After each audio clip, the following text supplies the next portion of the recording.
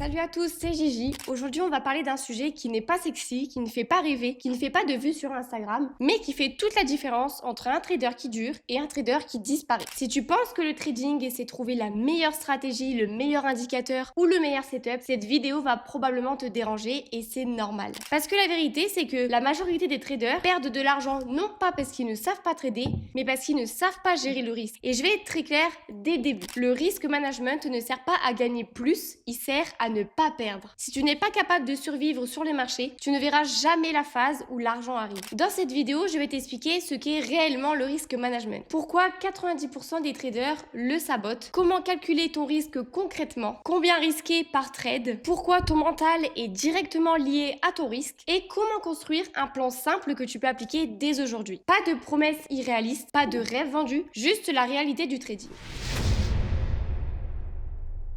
Le plus gros mensonge en trading, c'est de croire que le but est de gagner de l'argent.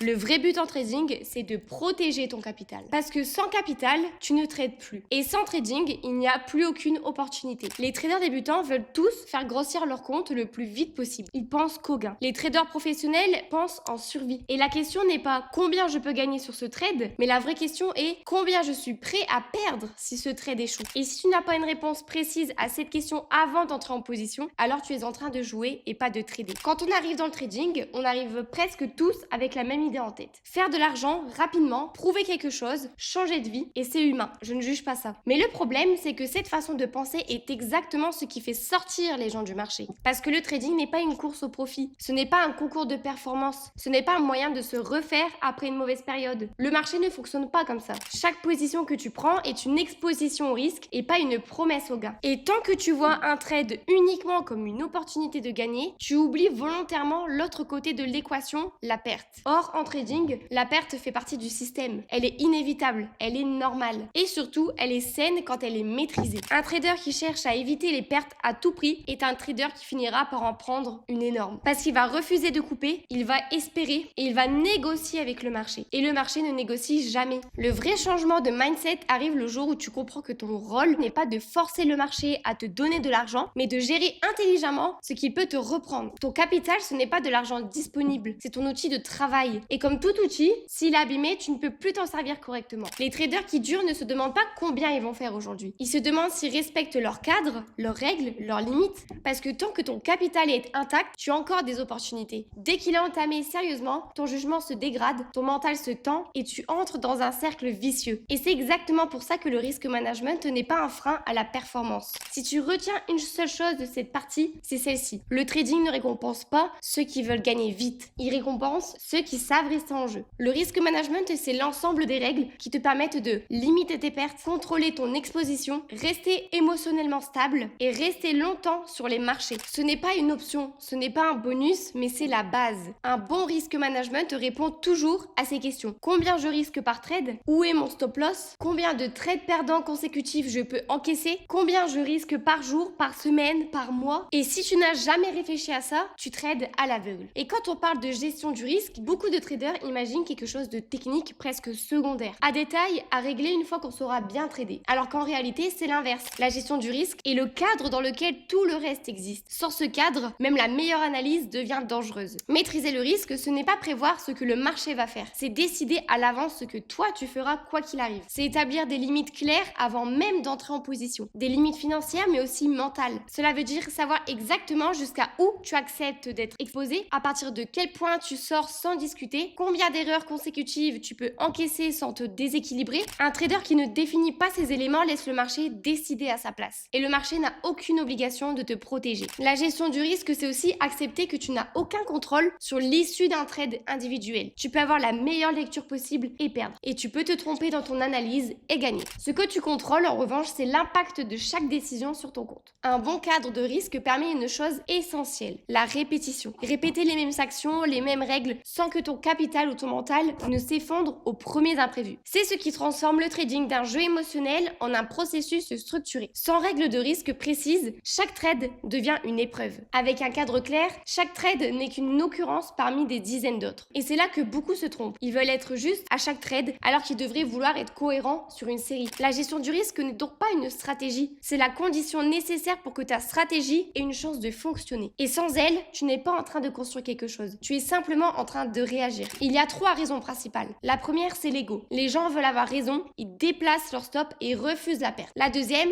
l'impatience. Ils veulent aller vite, doubler un compte, rattraper une perte. Et la troisième, le manque de discipline. Ils connaissent les règles, mais ne les respectent pas. Et le problème, ce n'est pas l'information. Le problème, c'est l'exécution. Et le marché punit toujours les traders émotionnels. Toujours. Si la gestion du risque est aussi essentielle, une question se pose. Pourquoi autant de traders savent ce qu'il faut faire, mais ne le font pas? Et le problème n'est pas le manque de connaissances. Aujourd'hui, tout est accessible. Des livres, des vidéos, des formations, des exemples concrets. Le vrai obstacle, c'est le comportement. La première difficulté vient du besoin de contrôle.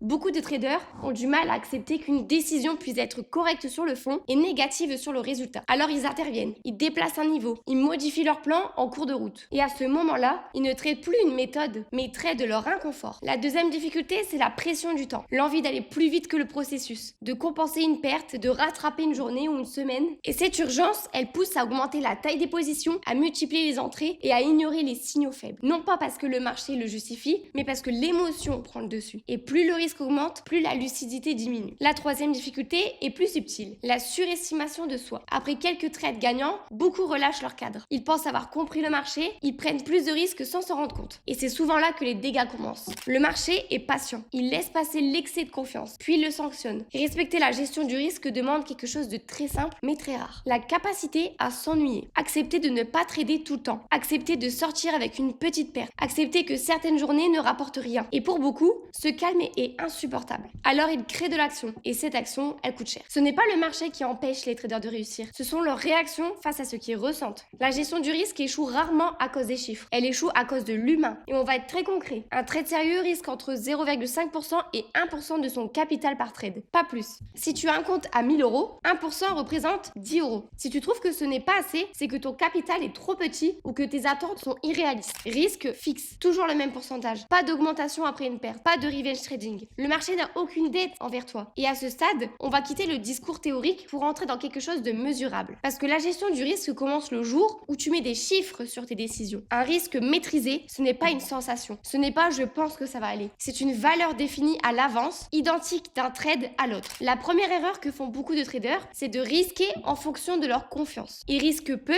quand ils doutent et beaucoup quand ils se sentent sûrs. C'est exactement l'inverse de ce qu'il faut faire. Ton niveau de certitude n'a aucune valeur statistique sur le marché. Ce qui fonctionne sur la durée, c'est un engagement constant, calculé à partir de ton capital et non de ton ressenti. Un risque sain représente une petite fraction de ton compte, assez faible pour qu'une perte n'ait aucun impact émotionnel majeur, assez raisonnable pour encaisser une série négative sans remettre ton plan en question. Et quand tu engages trop, chaque mouvement devient une menace. Tu regardes le graphique avec tension, tu réagis au moindre retracement et à l'inverse, quand ton exposition est bien calibrée, tu peux laisser le marché respirer. Tu respectes ton plan parce que tu n'es pas en danger. Il faut aussi comprendre une chose essentielle, ce n'est pas le montant du compte qui compte, mais la proportion que tu engages. Un petit compte mal géré disparaîtra plus vite qu'un gros compte bien protégé. Et si tu as l'impression que ça ne vaut pas le coup de risquer peu, alors le problème n'est pas le risque management, mais tes attentes. Le trading récompense la régularité et pas la précipitation. Fixer un risque cohérent par position, c'est accepter que la progression soit progressive. C'est renoncer au coup d'éclat pour construire quelque chose de stable. Et c'est exactement ce que la majorité refuse de faire. Le calcul est simple, mais beaucoup se trompent. Tu dois d'abord définir ton stop loss en points ou en pips, le montant que tu es prêt à perdre, et ensuite seulement la taille des positions. Jamais l'inverse. Si tu choisis ta taille de lot avant ton stop, tu es déjà en erreur. Le stop loss n'est pas là pour te faire mal, il est là pour te protéger. Un stop loss touché n'est pas un échec, c'est le coût du business. Ton mental ne tient pas à ta personnalité, il tient à ton risque. Si tu stresses sur chaque trade, c'est que tu risques trop. Un bon risque management te permet de dormir la nuit, enchaîner plusieurs pertes sans paniquer, de rester lucide, de respecter ton plan. Si une perte te détruit émotionnellement, c'est que ton risque est mal calibré. C'est simple. Voici un plan simple que tu peux appliquer dès maintenant. Maximum 1% de risque par trade. Maximum 3 trades perdants par jour. On stoppe le trading après une perte émotionnelle. Aucune position sans stop loss. loss, aucune augmentation de risque pour se refaire, ce plan ne te rendra pas riche en une semaine, mais il te permettra d'être là encore dans un an. Et ça, c'est la vraie victoire. Savoir combien risquer ne suffit pas. Encore faut-il savoir comment le traduire correctement dans un trade réel. C'est ici que beaucoup de traders font une erreur fondamentale. Ils choisissent d'abord la taille de leur position, puis ils essaient de faire rentrer un stop loss autour. Résultat, le risque n'est plus contrôlé. La bonne logique est toujours la même et elle ne change jamais. Tout commence par le point de sortie. Avant même de penser au potentiel de gain, tu dois savoir exactement à quel endroit ton scénario est invalidé. Si ce niveau est touché,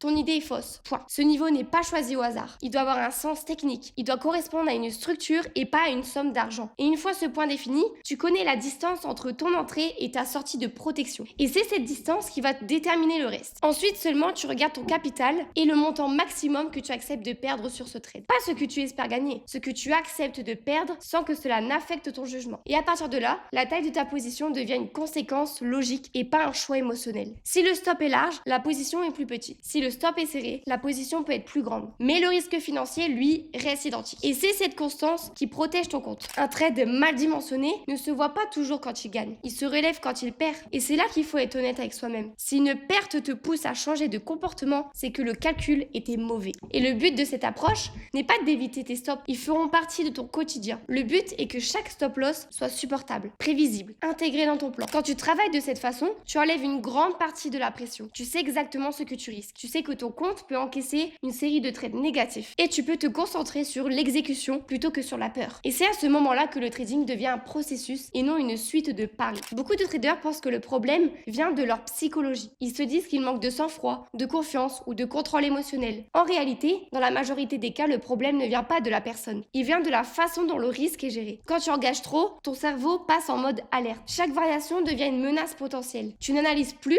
mais tu surveilles. Et dans cet état, il est impossible d'être rationnel. Les décisions ne sont plus prises selon un plan, mais pour soulager une tension. Fermer trop tôt, laisser courir une perte, intervenir sans raison claire. Ce n'est pas un manque de discipline, mais c'est une réaction naturelle face à un danger perçu. A l'inverse, lorsque ton exposition est adaptée, tu changes complètement de posture. Tu observes, tu laisses le marché faire son travail, tu acceptes l'issue du trade, quelle qu'elle soit. Et ce calme n'est pas une qualité innée, c'est une conséquence directe de règles bien posées. Un trader qui gère correctement son risque peut enchaîner plusieurs trades négatifs sans perdre sa structure mentale, parce qu'il sait que ses pertes sont prévues. Elles ne se remettent ni sur son compte, ni son plan danger. C'est pour ça que le mental ne se travaille pas uniquement avec des affirmations ou des routines, mais il se construit à partir de décisions concrètes prises avant le trade. Le trading n'est pas une question d'intelligence, c'est une question de discipline. Et le risque management ne te fera pas gagner plus vite, mais il t'empêchera de tout perdre. Et crois-moi, ceux qui durent sur les marchés ne sont pas les plus brillants, ce sont les plus patients. Si cette vidéo t'a aidé, prends le temps de liker, de t'abonner à la chaîne Gigi Trading et surtout d'appliquer ce que tu viens d'entendre.